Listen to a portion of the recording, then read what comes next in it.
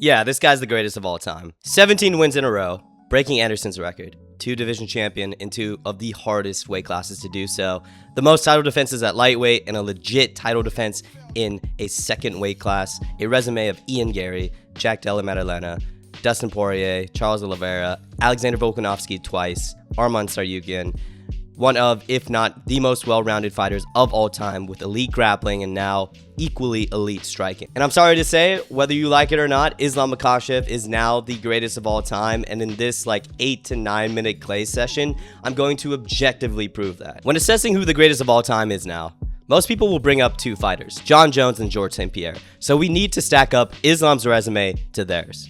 Starting off with Jon Jones, he has a stacked resume as well, and it's not hard to see why a lot of people have him as the current GOAT.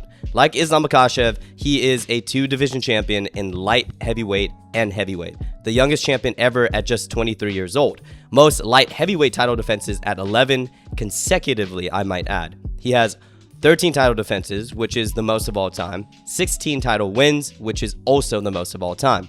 He has insane all-time names in his resume, which includes Daniel Cormier, Stipe Miocic, Cyril Gane, Alexander Gustafsson, Lyoto Machida, Rampage Jackson, and Shogun Rua. And like Islam, is super well-rounded with a strong wrestling base, but also pretty deadly striking skill set as well. If you're just comparing numbers, Jon Jones blows Islam Makhachev's resume out of the water. He simply has more title defenses, more title wins, and more all-time names in his resume. But if you know anything about Jon Jones, you'll know that his resume is full of asterisks. Where do you even begin?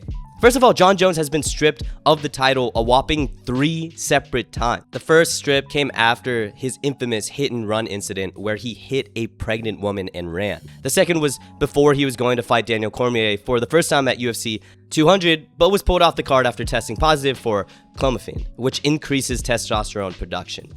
And then the third time was after Jon Jones fought and knocked out Daniel Cormier in their second fight, but afterwards popped positive for the steroid turinabol.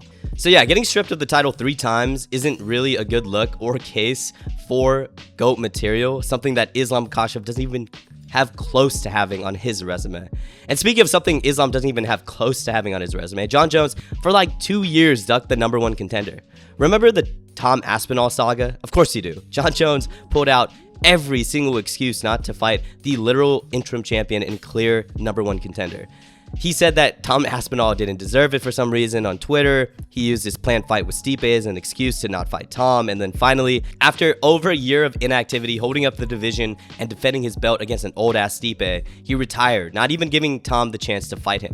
That is definitely not GOAT shit. And in my opinion, this ducking situation really destroyed his GOAT position and erased what he had done to Cyril in his return to the UFC. And speaking of his heavyweight saga and fighting Stipe, even though, yes, Jon Jones did technically defend his belt in a second division against the greatest heavyweight of all time, Stipe, again, was a million years old at this point and hadn't had a win since he beat Daniel Cormier in 2021.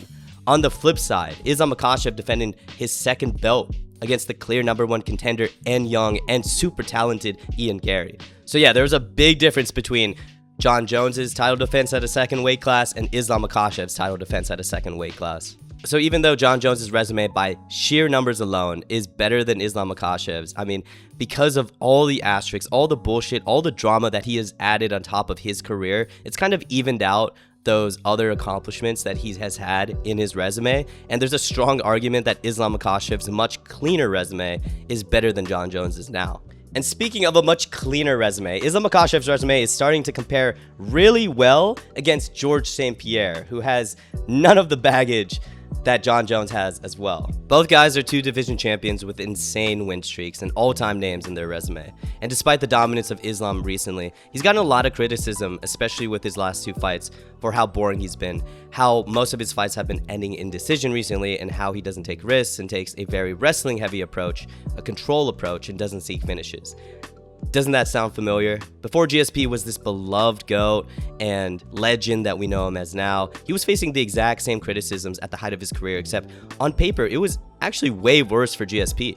From 2009 to 2013, he only had decisions. Islam in his last 2 fights were decisions. Before that, 8 of his 9 fights were finishes. So if you're going to criticize Islam for being boring, for having a wrestle-heavy, control-heavy, decision machine approach, you have to be way harsher on GSP and his GOAT status as well. During this time, GSP was getting the exact same criticisms we're seeing Islam Makhachev get now. But GSP's numbers start to really pull away from Islam with his title defenses, as he has 9 consecutive title defenses, which is 4th of all time for title defenses. He also has 13 title wins, which is 2nd of all time after Jon Jones. And like Islam Makhachev, doesn't have the mess and asterisks that Jon Jones has, like I've previously mentioned.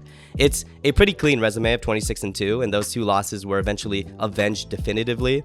In his resume, he has Matt Hughes twice, both times finishes. He has BJ Penn twice, the second one being also a finish. He has Michael Bisping at 185 after a 4-year hiatus, and has wins over top welterweights at the time like Johnny Hendricks, Josh Koscheck, and Carlos Condit, to name a few. Again, a very clean resume, and when you compare his numbers to Islam Makhachev, he mogs them everywhere. 4 more title defenses, 6 more title wins. So GSP should be greater than Islam Makhachev, right? No question, no discussion.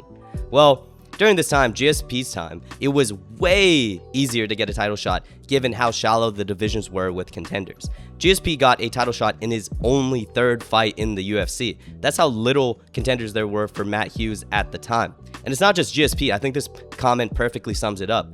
The greats like Anderson Silva, Mighty Mouse, Jon Jones, all with crazy title defenses and crazy amounts of title wins that completely trump Islam Makhachev, were given title shots much earlier during this period in the UFC. For Islam Makhachev, he had to go on a 10-fight win streak, and finally at his 12th UFC fight, he got the shot against Charles Oliveira, got the finish, and won. Had Islam got his shot earlier, he probably would have had way more title defenses and title fights at lightweight and would have come close to GSP and the other greats. Then add on top of the fact that Islam has a legit title defense at his 2nd weight class, unlike GSP, who retired before he defended at 185, and doesn't have a huge underdog loss like what happened with Matt Serra. I don't know, man. Trust me, I'm one of the biggest GSP fans ever. He's a big inspiration to me personally. But when you compare his career to Islam Makhachev, especially with the context I just gave you, it's really close, and arguably Islam Makhachev beats out GSP. And this is Islam Makhachev's resume right now. Again, Islam Makhachev's only 34. He probably has 2 or 3 really good years to add more accomplishments. So what can he do in those years to really definitively set himself up as the GOAT? I think the next move for him will be Carlos Prates. He said it himself that Prates is probably the next guy he wants, and of course that would be a big name to add to the resume considering how dangerous he is, and that Carlos Prates himself has 2 former champions under his belt. Michael Morales in the future after Carlos Prates is another big name for Islam to have, considering the sheer challenge that would be from a physical standpoint. Even though he's not as accomplished as Prates at this moment, Morales is an insane challenge considering he's 6 foot 230, has tremendous power, crazy strength, the judo base, is probably one of the most athletic guys in the UFC, period, and probably the most athletic guy Islam will have to face. So let's say he beats out Prates, beats out Morales, gets 1 more win in his 3 years that he has left, maybe like Gabriel Bonfim or Shavkat if he decides to finally return. That would be 3 more title defenses, 3 more wins, putting him at 8 total title defenses when he retires, putting him around top 5 most title defenses in an era where he had to go on a 10-fight win streak to just get the title. Do you understand how insane Islam Makhachev is and is probably going to be? How insane of a career he's going to have in one of the toughest eras to date. Islam Makhachev, again, whether you like it or not, is looking like GOAT shit, and I think by the end of his career will be the consensus greatest of all time. So what do you guys think about Islam Makhachev? Is he the greatest of all time right now? Is there a couple things he needs to do to beat out a guy like Jon Jones or GSP? I think, in my opinion, he's one of the most well-rounded fighters, one of the best talents we've seen in MMA, and by the end of it, if he does get Morales and Prates, he will be the GOAT. But I'd like to hear your guys' thoughts. I know it's a very contentious topic to talk about, the greatest of all time, but man, Islam's really making a strong case. But thank you guys for watching, always supporting, and I'll see you in the next one. Peace.